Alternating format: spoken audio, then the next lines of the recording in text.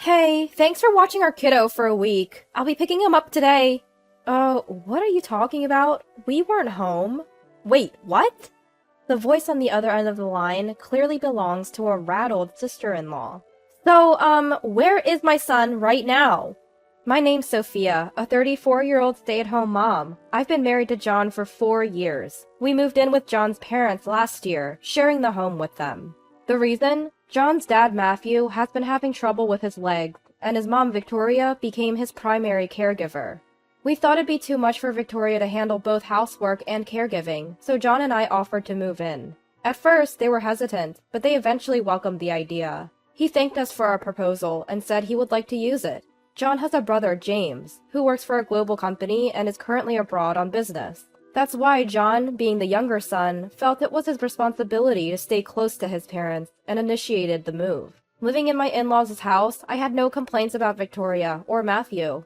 Sophia, your cooking is always so good. I can't do much housework because of taking care of Matthew, so it's really a lifesaver. Victoria was always thankful when I helped with chores. I'd never been mistreated, quite the opposite. Both Victoria and Matthew are incredibly kind, and living with them always left me feeling serene. I'd always known John to be a kind-hearted guy. It's no surprise, given how his parents are. I've always thought of John as a kind person, but I guess it's because he was raised by this parents-in-law that we have similar personalities. In that way, living together at in-laws' house was fun. But recently, tragedy struck. Matthew's health deteriorated, and he passed away at the hospital. It was heartbreaking. And Victoria and John were deeply affected. Soon after, we held Matthew's funeral. Matthew was a beloved figure, so many people attended the service. James came back from abroad to be there. John, Sophia, thank you for taking on so much responsibility. As the eldest son, I should have been the one to stay with Dad. Don't worry about it, bro. Your job overseas is important. That's right. I found happiness living with Matthew and Victoria. Thanks, both of you. I have to head back to my assignment, so please continue to look after Mom. James thanked us and left, clearly feeling bad that he couldn't be more involved. He seemed to feel sorry for not being able to get involved in household affairs. After Matthew's passing, we continued living with Victoria in her home. Not just because James asked us to, but because we were genuinely worried about Victoria, now alone. Victoria seemed deeply saddened ever since the funeral. Both John and I were cautious in our interactions with her. We didn't want to make her feel overwhelmed, so we carried on as usual, being attentive to her needs along the way. Gradually, Victoria started feeling better. Thanks, both of you. I'm okay now. Sorry for worrying you. Victoria said that, smiling warmly, just like before. Both John and I were glad to see Victoria back to her old self. From then on, the three of us lived peacefully as a family. However, there was someone who had recently become a nuisance. That was Olivia, my brother-in-law's wife. Hello! Looking forward to another great day! Oh, she's back again. Olivia frequently drops off her son Alexander with us. Alexander himself isn't a bad kid. In fact, he's quite well behaved. However, Olivia leaves her child with us without considering our plans. At first, we thought it might be a good distraction for Victoria, who had just lost Matthew. Seeing her grandchild would likely lift her spirits. And indeed, Victoria seemed happy spending time with Alexander. But it was becoming exhausting with how often Olivia was dropping him off. Apparently, Olivia works part-time on the weekends and can't take care of her son during that time. Alexander is only 5. He can't stay home alone. Victoria must be free now that she doesn't have to take care of Matthew anymore. That's what Olivia selfishly claimed. She wasn't wrong, but that didn't make it okay to impose her child on us. I wonder why she doesn't work during the weekdays when Alexander is at preschool. That way, she could pick him up after work. It's puzzling. Do you think my brother knows about this? I mean, if he's in a global company, does she even need to work this much? John and I had that conversation. When Alexander gets dropped off during the weekends, John can't relax after work. I also have a part-time job during weekdays, so I'd rather have a peaceful weekend with John and Victoria. Our plans get thrown off when Olivia suddenly shows up to drop off her child. Finally, John and I asked Olivia to minimize the frequency of her visits. We have our plans too, you know? It's troublesome when you keep leaving Alexander here. Oh, what plans could possibly be more important than my job? Olivia retorted defensively. John shot back. Why don't you consider working weekdays? Alexander is at preschool then, so there's no need to leave him here. This infuriated Olivia. How terrible! You people don't care about family at all. It's sad to have relatives like you, Olivia says, getting emotional. She screams so loudly that John and I were taken aback. Sophia, John, let it be. I enjoy spending time with my grandson, so it's no problem for me. Victoria stepped in to mediate. Good on you, Victoria. I knew you'd say that. Alexander seems fond of you, and it's better to leave him with someone we can trust. Although, John and Sophia, you've lost a bit of that trust with this. With a smug look on her face, Olivia made that comment. Ever since then, the frequency of her dropping off Alexander increased. Lately, she's even been bringing him over from preschool until the evening on weekdays. I was surprised to find Alexander at home when I returned from my part-time job. Sure, it's tough for her to look after the kid alone while James is away on a business trip, but she's definitely taking advantage of us. At this rate, we're practically taking care of Alexander half of the month. Once he's with us, we often end up feeding him lunch, snacks, and sometimes even dinner. And Olivia doesn't give us any money for food or anything. The burden keeps increasing on our end, and it didn't sit well with me. But Victoria accepts everything, so neither John nor I could say anything further. Amidst all this, an unexpected incident occurred. The weather had been scorching hot. The moment you step outside, you're dripping with sweat. Though we were all cautious, one day I came home from my part-time job to find Victoria had collapsed. We immediately called an ambulance, and they confirmed it was heat stroke. Luckily, she fell just before I got home, so she was alright, but she had to be hospitalized for some time. I got so focused on housework, I didn't realize I was overheating. I'm really sorry for worrying you. It's okay, Mom. Thankfully, you're safe now. John and I were chatting with Victoria in her hospital room. We were relieved, but we had planned a family trip, set to depart the day after tomorrow. If Mom's in the hospital, the trip's going to be a problem. Yeah, we'll need to cancel. As we were discussing this, Victoria had a suggestion. Why don't you two go ahead without me? But Mom, we're worried about you. Right, we can't just leave you behind and go. Victoria insisted. You two always help me out, so now's the time to have some alone time as a couple. I'll be fine, I'm in a hospital after all. Feeling encouraged, we decided to proceed with the trip. It's a waste to have to pay the cancellation fee for 3 people. If I'm the only one who doesn't want to go, maybe I can change it without having to pay anything.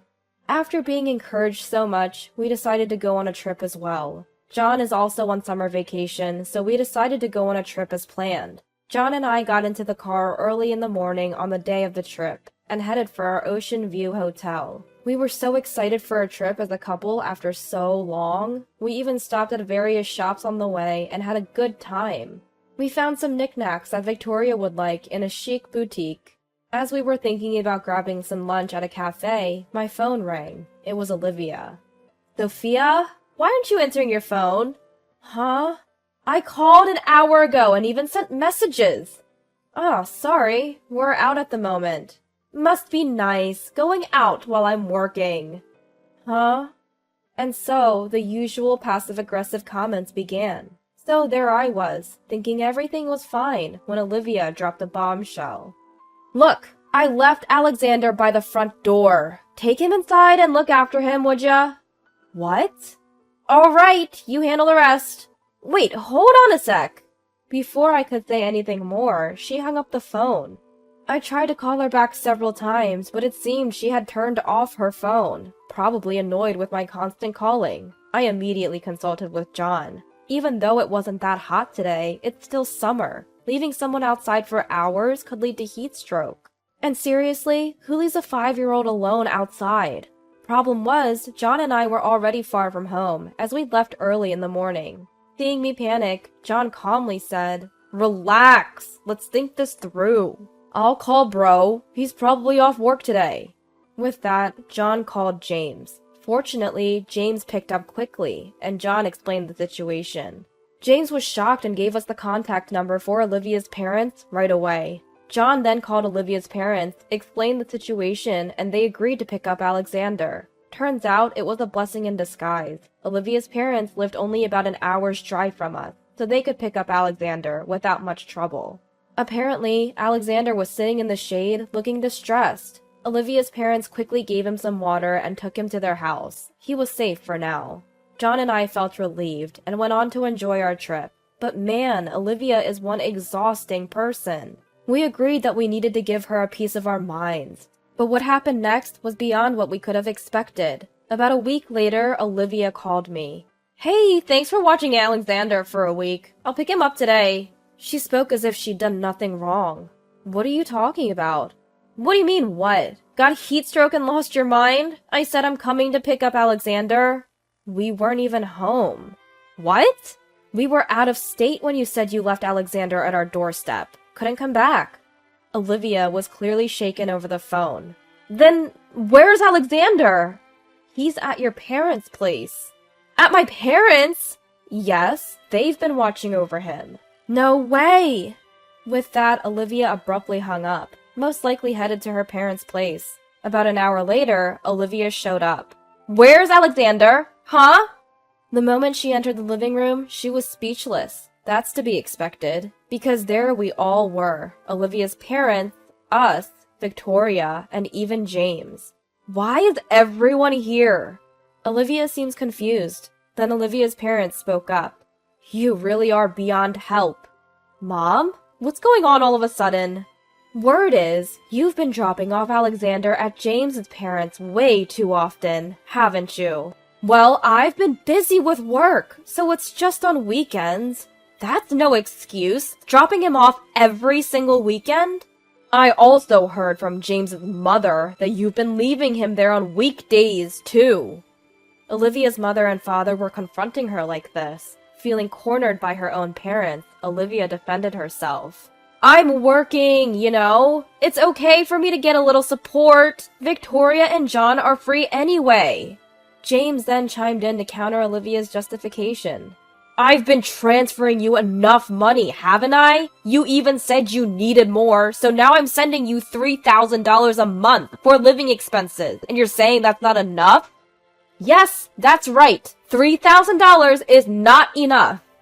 Olivia was becoming increasingly defiant. Any reasonable person would think you could live quite comfortably with $3,000 a month for living expenses when it's just you and a small child. That's when Victoria sighed. "Olivia, why don't you just stop lying?" "What? I'm not lying!" "You're not really working, are you?" Stunned, Olivia's eyes widened at Victoria's words. "I am working!" "Then please, tell us where you're working." Under Victoria's scrutiny, Olivia started to panic. Victoria then pulled out an envelope and spread its contents on the table. "I hate to say this in front of your parents, but I've had my suspicions about you, so I had an investigation done." "What?" "It turns out you've been having an affair. You met him often on the weekends you left Alexander with us, even on weekdays when you could manage the time." Victoria began laying out photos as proof of the affair. "Stop! Don't display those pictures like that!" Frantic, Olivia tried to hide the pictures. "What you've done is a betrayal to all of us. James, who's been working hard on business trips. Sophia and John, who's been caring for Alexander. And most of all, you've betrayed Alexander." It seemed Olivia finally realized the gravity of her actions. Olivia finally broke down and apologized deeply in front of us. "I'm really sorry. Can you find it in your hearts to forgive me?" Olivia kept apologizing, but some things can't be fixed that easily. James walked up to Olivia and handed her a piece of paper. "These are divorce papers. Let's end our relationship." "What? I don't want a divorce." "Shouldn't have had an affair, then." "James is right. I'm ashamed to say you're my daughter. Stop causing trouble and just agree to the divorce." "No way!" No one in the room was on Olivia's side. Eventually, Olivia signed the divorce papers, sealing the end of her marriage with James. James was granted custody of their child. He spoke to his company about the situation and decided to return to the US sooner than planned. Although this cost him a potential promotion, James said, "Life with Alexander is more important." And they're now living together in an apartment near our family home. As for Olivia, she's been sued for alimony by James and her affair partner. She was also disowned by her parents and is working desperately to pay off her monthly installments.